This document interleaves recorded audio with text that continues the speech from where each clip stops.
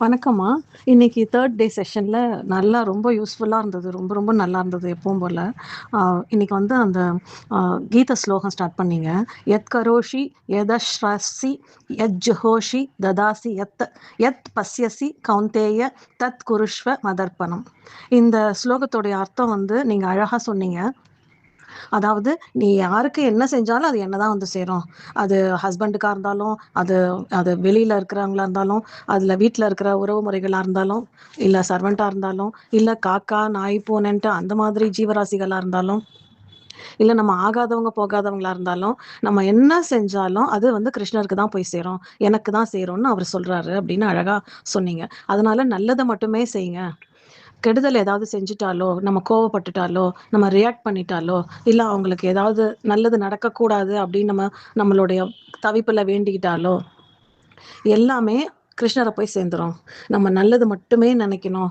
நம்ம மைண்ட நல்லதுக்காகவே நம்ம மைண்ட வச்சுக்கணும். நல்லத கணக்கு பார்க்காம உதவி செய்யணும். நம்ம வேலை செய்ற இடத்துல, அக்கம் பக்கத்துல, வீட்ல, நமக்கு தேவைப்படுற இடத்துல நம்ம உதவிய தயங்காம குடுக்கணும். கணக்கு பார்க்காம இவங்களால நமக்கு உதவி வருமா? இவங்களால நமக்கு ஆதாயம் இருக்குமா? இப்ப செஞ்சா இவங்க பதிலுக்கு நம்ம செய்வாங்களா? அப்படின்னு எந்த ஒரு செகண்ட் தாட்டும் இல்லாம, நம்ம கிருஷ்ணருக்கு செய்யறோம் அப்படின்னு நினைச்சு நம்ம கிருஷ்ணருக்கு செய்யணும். ஏன்னா அதுதான் உண்மை. யாருக்கு செஞ்சாலும் அது கிருஷ்ணருக்கு தான் போகுது. இந்த கீதைய சொல்லி அழகா அதை புரிய வச்சீங்கம்மா. தேங்க்யூ, ரொம்ப தேங்க்யூ. அதுக்கப்புறம் ஒரு ஒரு விஷயத்த வந்து எக்ஸ்பான்ஷன் பண்ணணும்னு சொன்னா மையப்புள்ளியை தான் பிடிக்கணும். அப்படி பார்க்கும்போது ஞானம்ங்கிறது ரொம்ப ஹையா இருக்கு. பிசிக்கல் அப்படிங்கிறது கர்மாவா இருக்கு. ஞானம் கர்மாவா இருக்கு. நடுவுல இருக்கிற பக்தி தான் நடுவுல இருக்கு. அதனால நம்ம கர்மாவையும் சேர்த்து செய்யணும், ஞானத்தையும் நம்ம வாழ்க்கையில கொண்டு வரணும் அப்படின்னு சொன்னா, பக்தியை நம்ம சரியா புடிச்சிட்டோம்னா, இது மூணுமே நம்ம அலைன்மெண்ட்ல வரும். சென்டர் பாயிண்ட்டை தான் நம்ம வந்து கவர் பண்ணணும், கிராஸ்ப் பண்ணணும் அப்படின்னு சொன்னீங்க. நல்லா நல்லா புரிஞ்சுதும்மா. அதுக்கப்புறம் பாவங்கள குறைக்கிறது, நம்ம ஆத்மார்த்தமா சரணாகதி பண்ணாதான் பாவங்கள குறைக்க முடியும். நம்ம வந்து ஒரு பயத்தினால நான் வந்து இந்த பணம் கட்டணும், எனக்கு இந்த பிரச்சனை இருக்கு, இந்த பிரச்சனையிலேருந்து என்ன காப்பாத்தணும் அப்படின்னு ஒரு பயத்தினால வேண்டிக்கிறது பக்தியே ஆகாது. நம்ம வந்து பயத்த தாண்டி, நம்ம கடவுள் இருக்கார், கடவுள் காப்பாத்துவார். அதுதான் கடவுள் நம்பிக்கைப்படுறவங்களுடைய அழகு இல்லையா? கடவுள் இருப்பார், கடவுள் காப்பாத்துவார். கடவுள் காப்பாத்துவாருங்கிற அந்த ஒரு உறுதி, அந்த ஒரு அன்கண்டிஷனல் ட்ரஸ்ட் தான் பக்தி அப்படின்னு அழகா புரிய வச்சீங்க. அதுக்கு அடுத்தது இன்னொன்னு நீங்க என்ன சொல்ல வந்தீங்கன்னா, உணவு. உணவு வந்து நம்ம அன்னதானம் வந்து கட்டாயம் நம்ம வந்து அன்னதானத்த வந்து நம்ம வாழ்க்கையில வந்து ஒரு அங்கமாவே வச்சுக்கணும் அப்படின்னு அப்படின்னு இருக்கு.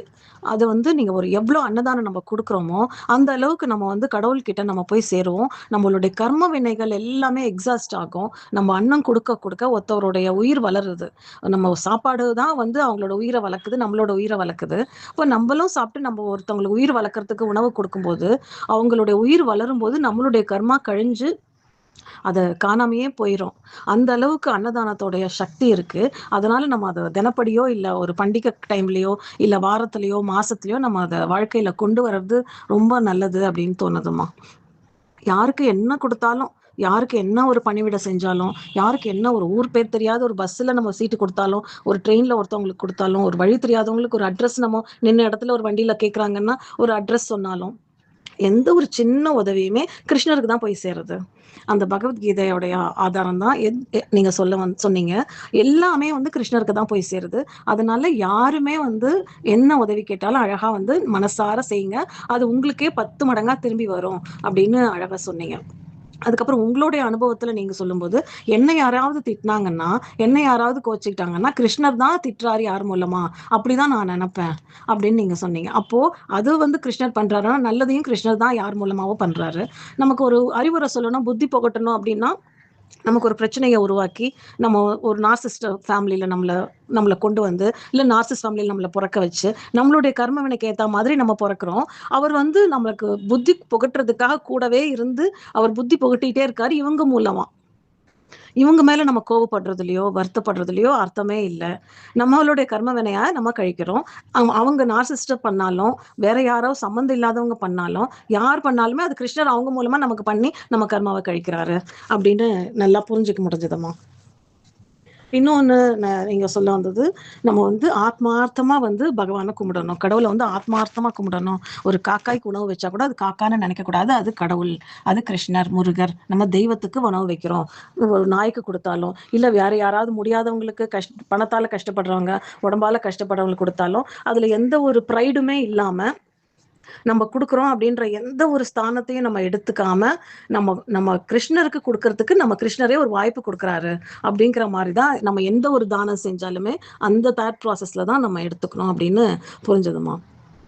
இன்னொன்று வந்து நம்ம உடம்ப வந்து ரொம்ப ரொம்ப பாதுகாப்பா வச்சுக்கணும். ரொம்ப அதிகமான ஒரு வர்ஷிப்ல நம்ம உடம்ப வந்து இழந்துடக்கூடாது. வர்ஷிப்பை அளவா வச்சுக்கணும். வேண்டுதலாவே இருந்தாலும், பூஜை புனஸ்காரமாவே இருந்தாலுமே ரிச்சுவல்ஸ் வந்து வந்து அளவா வச்சுக்கணும். நம்மளுடைய உடம்ப நம்ம பார்த்துக்கணும். ஏன்னா அடுத்த நாள் ரிச்சுவல், அடுத்த நாள் வர்ஷிப் பண்றதுக்கு உடம்பு வேணும். உடம்ப நம்ம நல்லா பார்த்துக்கணும். உடம்பு தான் ஆதாரம். உடம்ப வச்சு தான் நம்மளுடைய தினப்படி கடமைகளை குடும்பத்துக்கு செய்ய வேண்டியது, சுவாமிக்கு செய்ய வேண்டியது எல்லாமே நம்ம செய்யறதுக்கு நம்ம உடம்பு தான் முக்கியம். உடம்பு வச்சு தான் நம்ம பண்ணணும். அதனால நம்ம உடம்புக்கு மகா முக்கியத்துவம் நம்ம கொடுக்கணும் அப்படின்னு சொன்னீங்க. இன்னொன்று வந்து நம்மளுடைய கடமைகள் வந்து ஒன்னொன்னுமே வந்து நம்ம ஒரு கடமையும் நம்ம தெய்வத்துக்கு போய் சேரும். நம்ம ஒரு குழந்தைக்கு சாதம் ஊட்டினாலும், வீட்டில் ஒரு சமையல் பண்ணாலும், நம்ம பாத்திரம் தேய்ச்சாலும், துணி துவைச்சாலும், எந்த ஒரு வீட்டில் நம்ம வேலை செஞ்சாலும் அதுவுமே வழிபாடு தான், அதுவுமே தெய்வத்துக்கு போய் சேருது அப்படின்னு சொன்னீங்க. அதுக்கப்புறம் இந்த சக்ராஸ் வந்து வாராகி வந்து மூலாதாரத்தில் இருக்காங்க. வாராகி வழிபடுறது மூலாதாரத்தை வந்து ஸ்டிமுலேட் பண்ணும். சுவாதிஷ்டானத்தை ஸ்டிமுலேட் பண்ணுறதுக்கு காலபைரவர் வழிபாடு, மணிப்பூரக சக்கராவை வந்து ஸ்டிமுலேட் பண்ண லட்சுமி தேவி வழிபாடு, அனாகத சக்கராவை வந்து அனுமான் சாலேசா வழிபாடு, விஷுத்தி சக்கரா மகாமந்திர வழிபாடு, ஆக்ஞா ஸ்கந்தகுரு கவச்ச வழிபாடு, மூலமந்திரம் வழிபாடு. இதெல்லாம் பண்ணும்போது அந்தந்த அந்தந்த சக்ராஸ் வந்து நல்லா ஆக்டிவேட் ஆகி சரியான ஒரு ஸ்டிமுலேஷன்ல இருக்கும். இன்னொன்று நீங்கள் சொன்னது ரிச்சுவல்ஸ் வந்து நம்ம ஏன் பண்ணுறோம்னு சொன்னால், அந்த ரிச்சுவல் பண்ணுற அந்த டைமிங் வந்து நம்ம பாசிட்டிவாகவே நம்ம மைண்ட் இருக்கும். நம்மளுடைய உடம்பு நல்லாயிடணும், கல்யாணம் ஆயிடணும், குழந்தை பிறந்துடணும், எல்லாமே பாசிட்டிவாகவே நம்மளுடைய வரம் கேட்டுகிட்டே இருப்போம். எல்லாமே நம்மள அறியாமையே பாசிட்டிவான தாட்ஸ் அந்த ரிச்சுவல்ஸ் பூராவே கேரி ஃபார்வர்ட் ஆகும். அதனால அந்த ரிச்சுவல்ஸ் வந்து நம்ம வந்து அதனால தான் வந்து நம்ம ரிச்சுவல்ஸ் எல்லாம் முன்னோர்கள் வச்சிருக்காங்க. ரிச்சுவல்ஸ் வந்து பாசிட்டிவ் தாட்ஸை ப்ரொவைட் பண்ணும் அப்படின்னு அழகா சொன்னீங்க. அதுக்கு அடுத்தது நம்மளுடைய உடம்ப நம்ம நல்லா பார்த்துக்கணும். நம்ம உடம்ப நல்ல கோவிலாக பார்த்துக்கணும். ஏன்னா நம்ம உடம்புல தான் தெய்வமே குடிகொண்டு இருக்கு. நம்ம ஜீவாத்மா, பரமாத்மா எல்லாமே இந்த உடம்புக்குள்ள இருக்காங்க. இந்த உடம்ப நம்ம நல்லா பார்த்து பேணி பாதுகாக்கணும். அதாவது அடிப்படையான ஒரு விஷயத்துல பேணி பாதுகாத்துக்கணும். நம்ம கொஞ்சம் கூட ஒரு செல்ஃப் கேரே இல்லாம நான்லாம் இருக்கேன். அதனால அந்த செல்ஃப் கேருக்காக நீங்க அழகா சொல்லியிருக்கீங்கம்மா. செல்ஃப் கேர் எவ்வளோ முக்கியங்கிறத நல்லா சொன்னீங்க. ரொம்ப தேங்க்யூம்மா. ரொம்ப நல்லா இருந்தது. செஷன் ரொம்ப நல்லா இருந்தது. தேங்க்யூம்மா. Thank you very மச்மா.